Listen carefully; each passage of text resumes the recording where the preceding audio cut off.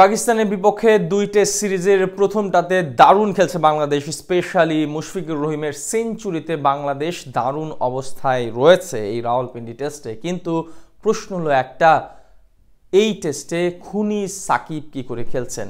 হত্যাকারী সাকিব কিভাবে বাংলাদেশের প্রতিনিধিত্ব করছেন লাল সবুজের জার্সি গায়ে, যিনি হত্যার আসামি হয়ে বাংলাদেশকে প্রতিনিধিত্ব করছেন? সেটা কিভাবে সম্ভব? প্রশ্নটা তো এটাই আসে যখন সাকিবের নামে হত্যা মামলার আসামি করা হয়েছে সাকিবকে, তখন আসলে তো এই প্রশ্নটা সবার আগে আসবে, তাহলে একজন হত্যা মামলার আসামি কি করে বাংলাদেশকে প্রতিনিধিত্ব করতে পারে, বাংলাদেশ দলের হয়ে খেলতে পারে? ব্যাপারটা খুবই জটিল আবার খুবই সহজ। সাকিব আল হাসান আসলেই কি খুনি? সাকিব আল হাসান আসলেই কি এই হত্যার সঙ্গে জড়িত? যে গার্মেন্টস কর্মীর মৃত্যুর দায় বা মৃত্যুর হোতা হিসেবে সাকিবকে মামলা দেওয়া হয়েছে, সাকিব কি এটার সঙ্গে আদৌ কোনোভাবে জড়িত আছেন? ব্যাপারটা পরিষ্কার।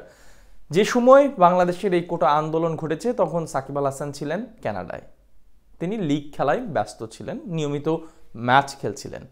সাকিব কিভাবে তাহলে এই হত্যাকাণ্ডের সঙ্গে জড়িত থাকেন?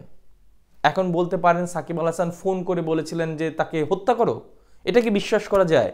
সাকিব আল হাসান একজন গার্মেন্টস কর্মীকে, যাকে তিনি চিনেও না, তার সঙ্গে তার পার্সোনাল কোনো যোগাযোগও নেই, শত্রুতা নেই, একজন গার্মেন্টস কর্মীকে সাকিব আল হাসান নির্দেশ দিচ্ছেন যে আপনারা তাকে হত্যা করেন। এটা আসলে একটা অ্যাবসার্ড ব্যাপার। সাকিব আল হাসান এটা করতেই পারে না। তার উপর আবার বাংলাদেশে যখন এত মন্ত্রী এমপিরা উপস্থিত ছিলেন, স্বয়ং প্রধানমন্ত্রীও তখনকার উপস্থিত ছিলেন, তারা থাকতে সাকিব আল হাসান একজন গার্মেন্টস কর্মীকে কানাডা থেকে ফোন করে বলবেন যে তাকে হত্যা করো, ব্যাপারটা আসলেই অ্যাবসার্ড, এটার কোনো সুযোগই নেই। এখন বিষয় হচ্ছে তাহলে এমনটা কেন করা হচ্ছে, সাকিবকে কেন আসামি করা হচ্ছে? এই কালচারটা কিন্তু বাংলাদেশের একদিনের নয়। সবশেষ আওয়ামী লীগ সরকার থাকা অবস্থায় কিন্তু এমন অনেক হাজার মামলা হয়েছে মানুষের নামে, বিনা কারণে, বিনা অপরাধে, শুধুমাত্র রাজনৈতিক কারণে, রাজনৈতিক ভিন্ন মতাদর্শের কারণে অনেককেই আসলে গুম খুন করা হয়েছে, বিভিন্ন মামলা দেওয়া হয়েছে, যেগুলো নিয়ে কিন্তু অনেক সমালোচনা হয়েছে এবং দিন শেষে সেটা ব্রাস্ট হয়ে আওয়ামী লীগ সরকারের পতন হয়েছে, যেই জিনিসগুলা বাংলাদেশের মানুষ মানতে পারেনি। এখন যারা আসছে নতুন করে, যারা এখন ক্ষমতায় আছেন, তারা তো দিন বদলের গান গেয়েছিলেন, তারা তো নতুন বাংলাদেশের স্বপ্ন দেখিয়েছিলেন। কিন্তু নতুন বাংলাদেশে যদি পুরাতন সুরটাই বাঁচতে থাকে তাহলে নতুনত্বটা আর থাকলো কই? সাকিব আল হাসান এই খুনের সঙ্গে কোনোভাবেই জড়িত না, এটা সবাই জানে, সবাই বুঝতে পারছে। তাহলে কেন তাকে এই হত্যা মামলায় আসামি করা হয়েছে? শুধুমাত্র রাজনৈতিক কারণে, এটা পরিষ্কার। এটা তো হওয়া উচিত না।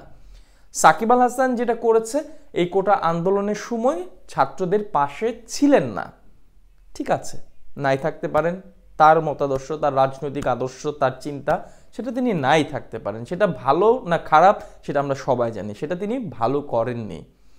এখন তিনি তো ছাত্রদের বিরোধিতাও করেননি, যে এই ছাত্রদের আমি দেখে নেব, আমি এমপি, আমি একদিন ওদেরকে দেখে নেব, আমি আসছি, ব্যাপারটা তো তা না।